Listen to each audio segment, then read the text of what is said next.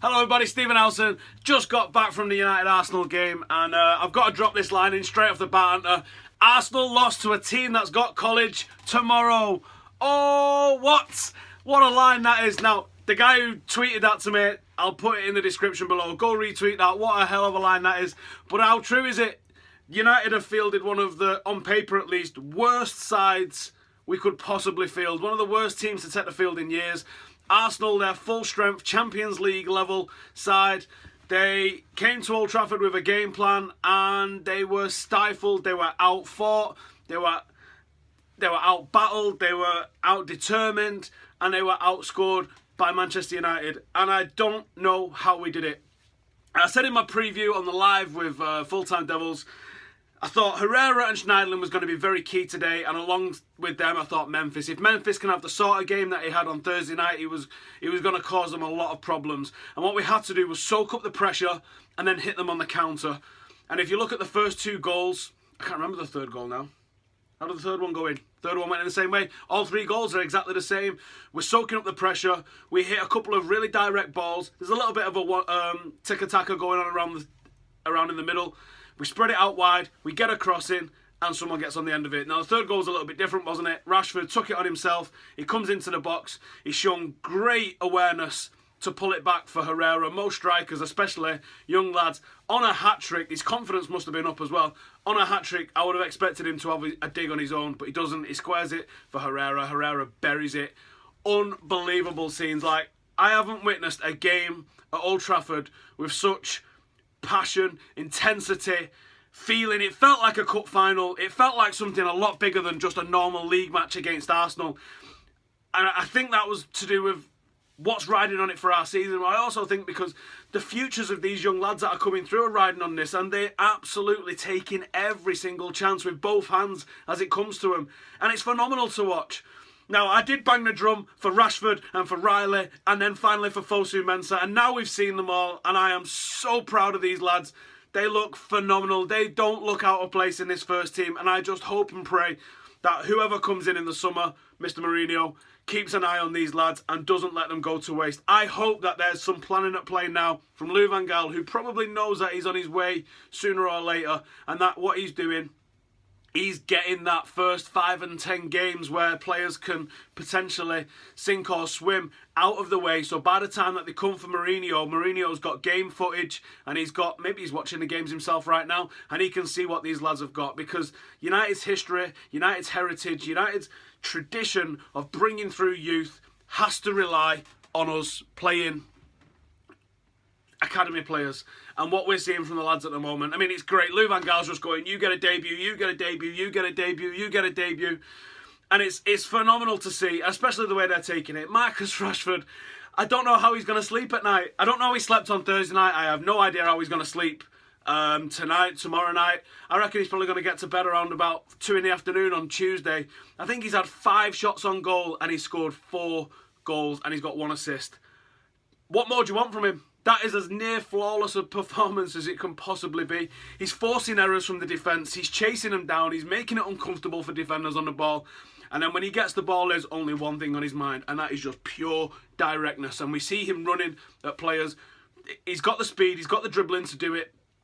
I've always been concerned about his finishing, but how much do I need to shut up at the moment about his finishing? Because his finishing is phenomenal at the moment. 4 goals in 4 days, 2 matches, not a problem. Flinging them in. We see if he starts again on Wednesday night, and I'm sure as shit that he absolutely deserves to start again on Wednesday night, then what if he does it again? What if Marcus Rashford does it again on Wednesday night against Watford and we win again and it's another brace for Marcus Rashford? I think he goes up to 2nd or some shit like that in our goal scoring charts this season if he manages another couple of goals, which just shows you how poor we've been this year.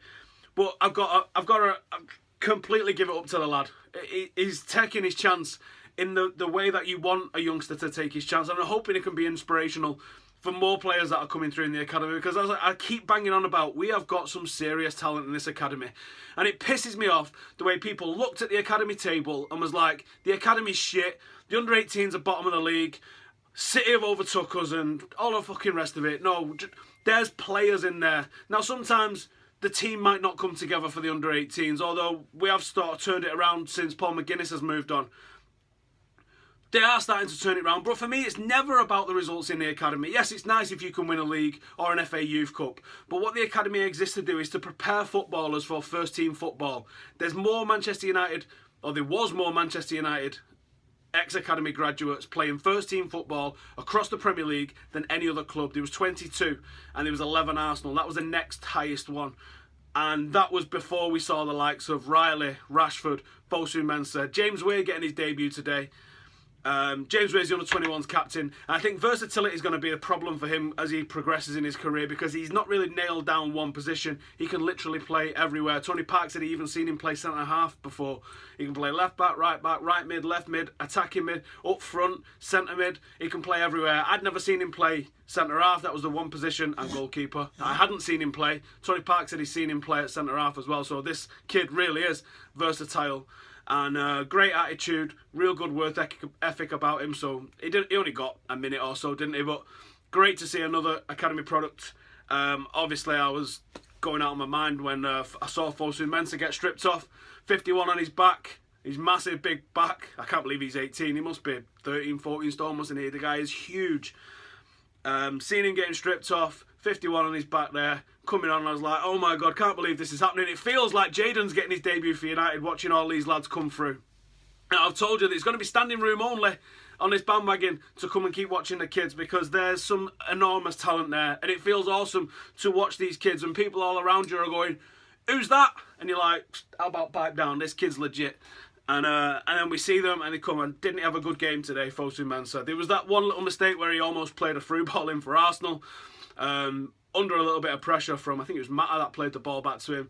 But everything else that he did, classy, confident, just pure quality about him. The little charge that he went on,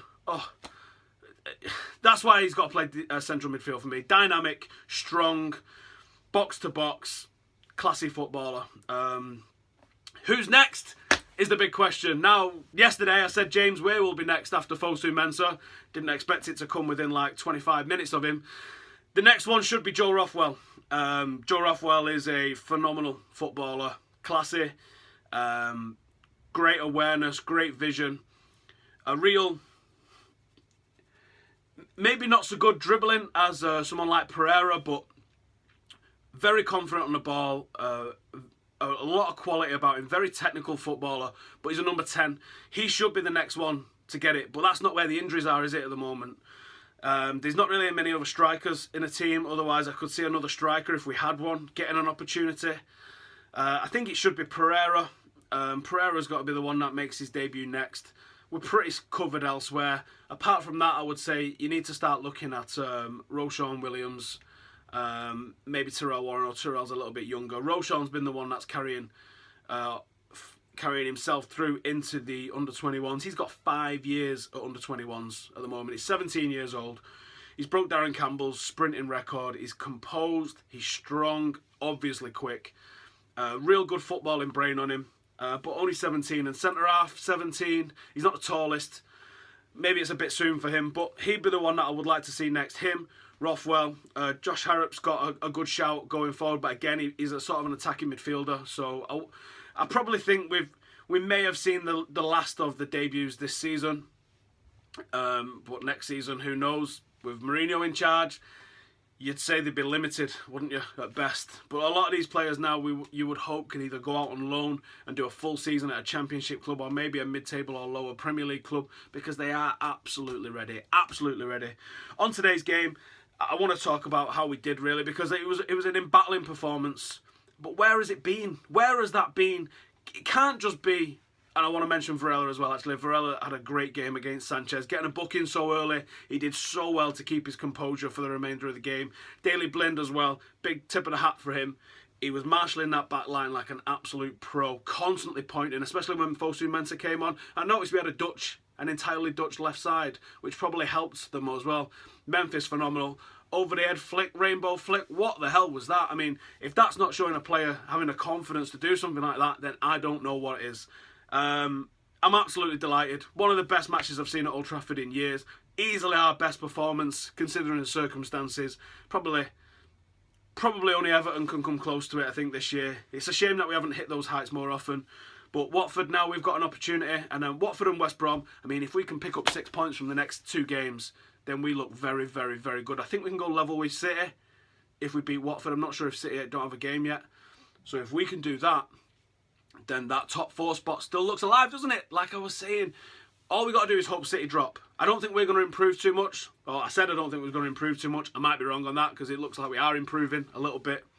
It's picking up those points against the lesser teams. That's what we have to turn on now. And hopefully we can ride. All of these young lads can take us through, and then we can start bringing some of the senior players back. Maybe they don't deserve it, in all honesty. Maybe the young lads deserve to keep the place, but let's just see where it takes us. I still want to see us finish in the top 4. Obviously now drawing Liverpool in the Europa Cup makes that a whole lot more interesting. But let's just see where this season takes us. I think there's many more twists and turns as we go. Drop us a like, stick it in the comments what you thought. Who was your man of the match today? I mean, so many to pick from. Memphis, Mata had a good game. Herrera, Schneidlin, Rashford, obviously 2 goals and 1 assist. Jesus Christ. Let us know in the comments what you think about that. Please drop me a subscribe. And a big thank you to everybody who does subscribe. I've just hit over 5,000 subscribers. That was a bit of a target that I had. 5,000 inside 2 months. I've now got 10,000 inside of 5 months. But just before D-Day, I want to hit 10,000 so I can go out and do a big special video out there. Once again, thank you for watching. Enjoy the win tonight. Have a beer. It was fantastic. See you soon.